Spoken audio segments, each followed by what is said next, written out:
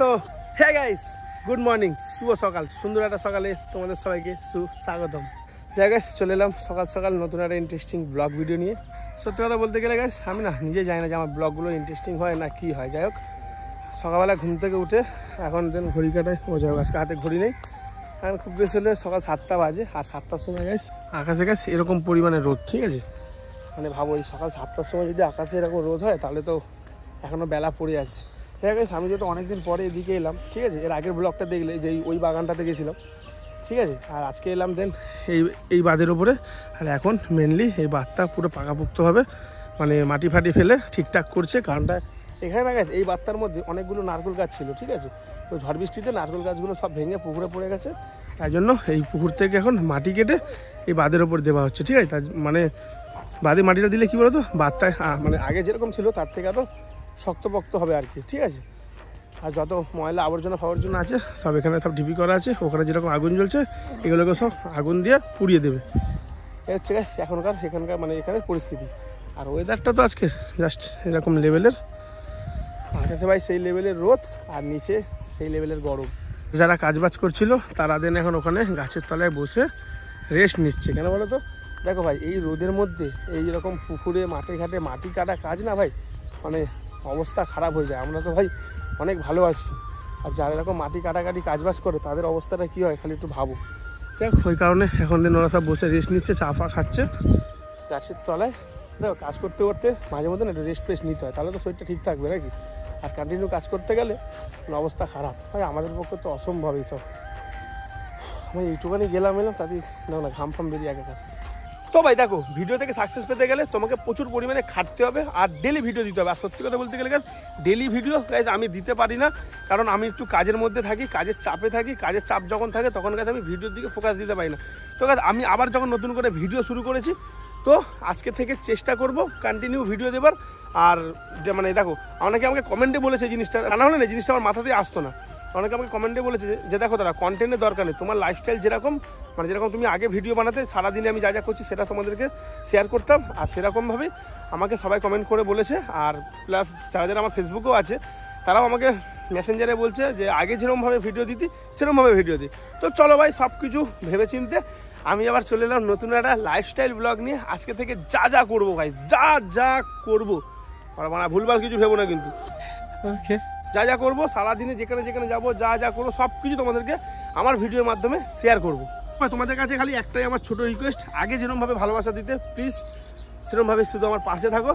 আমি তোমাদেরকে আরও অনেক নতুন নতুন ভিডিও দেওয়ার চেষ্টা করব, আর আশা করি আমিও তোমাদের পাশে আছি, ওটা চাপ নেই, ঠিক আছে। দেখো ভাই, আমাকে যে সাপোর্ট করে, আমার ভিডিও যে ওয়াচ দেয়, সব কিছু করে, আমিও কিন্তু তাদের ভিডিওতে শুধু একটা তোমাদের রিকোয়েস্ট, ভিডিওর নিচে খালি একটা কমেন্ট করে দিই, ঠিক আছে, তাহলে তো আমি বুঝতে পারবো যে কারা কারা আমার ভিডিওটা দেখলে।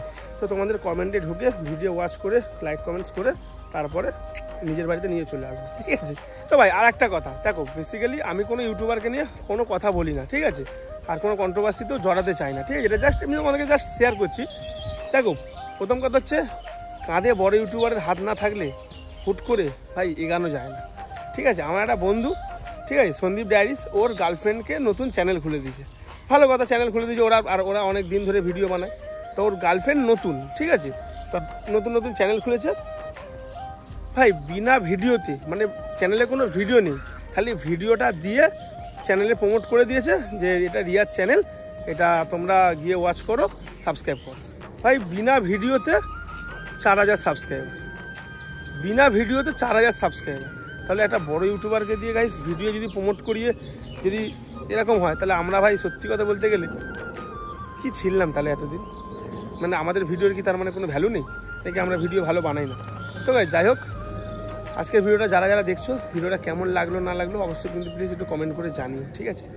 তারে ধরতে পারলে মনো বেরি, ধরতে পারলে মনো বেরি, দিতাম পাখির পায়, কেমনে আসে যায় খাঁচার ভিতর আছিন পাখি, কেমনে আসে যায়।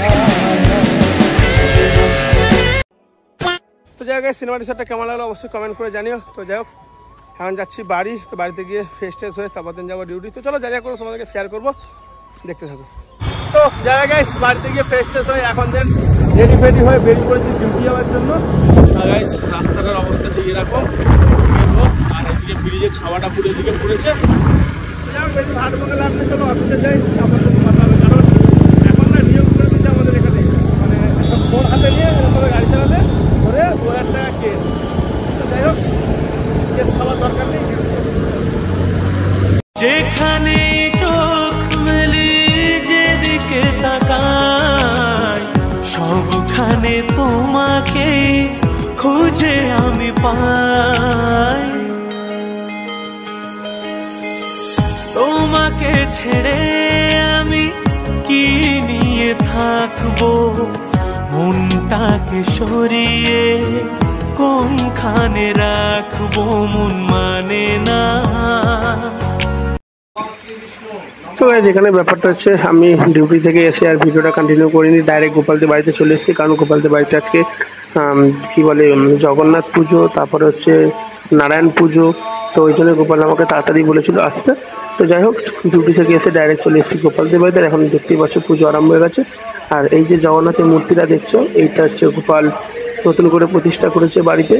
তো কত সুন্দর লাগছে দেখো। আর এখন গোপালরা যে বাড়িতে আছে, এই বাড়িটা কিন্তু গোপালদের বাড়ি না, গোপালদের বাড়ি প্রমোটিং হচ্ছে, তাই গোপালরা এখন এই বাড়িতে শিফটিং হয়েছে।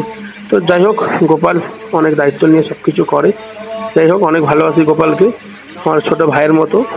যাই হোক, এখানে দেখতে পাচ্ছ আমিও বসে আছি, একটু ভক্তি করে নমস্কার করে নিলাম ঠাকুরকে, কারণ ঠাকুর দেবতাকে আমি একটু মানি, বুঝতেই পারছো।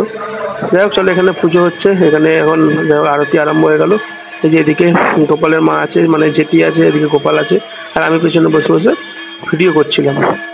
যাই হোক, এখন ঠাকুরমশাই আরতি করছে, আর এখানে ভয়েস ওভার দিতে হচ্ছে, কারণ ভয়েস দিতে পারিনি তোমার ভিডিওর সময়, কারণ পুজো হচ্ছে যেহেতু ওইদিকে, ওই জন্য আমি আর ভিডিওর মধ্যে বক বক করিনি, বুঝতে পারছো।